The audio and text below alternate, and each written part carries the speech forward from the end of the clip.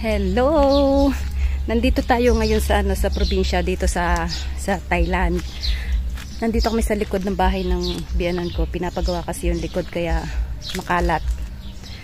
Meron akong ipapakita sa inyo na prutas. Tawag siya ay Thai berry or Bengal currant. Papakita ko sa inyo. Ito siya, oh. Ito siya. Yan. Ito yung Thai berry or Bengal currant. Yan. Pag ganito na ganyan pa, light pa ang kulay niyan o red pa, hindi pa to pwede, medyo mapakla pa siya or maasim. Ang pwede nang kainin na kulay nito yung para siyang kulay talong. Yun, matamis na yun. Pero ito, pwede naman siyang kainin. Ang ginagawa nila na pagkain dito, yung nilalagyan nila ng sili, ng patis, tapos meron pa siyang, basta marami siyang pinaghalo-halo na dipping sauce.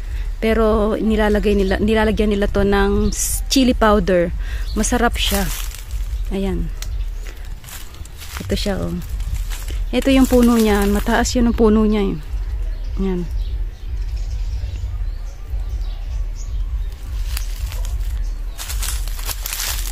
Bago pa lang tong mga bunga niya.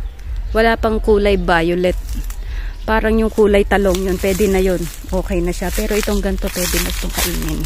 Ito, yung ganyang pula. Magta-try akong kumain. Try natin. Ito siya, oh. Ganan siya pagka may puti-puti pa o kaya yung ganyan red. Meron pa siyang dagta. Kaya ingat-ingat kayo.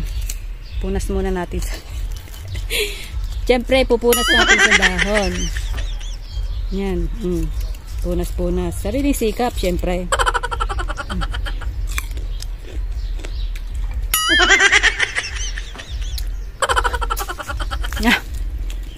Maasim. Maasim na mapapakla. Ang asim. Kaya pag pumunta kayo sa Thailand o kahit saan, malay nyo sa ibang lugar meron ito. Thai berry or Bengal currant ang tawag dito.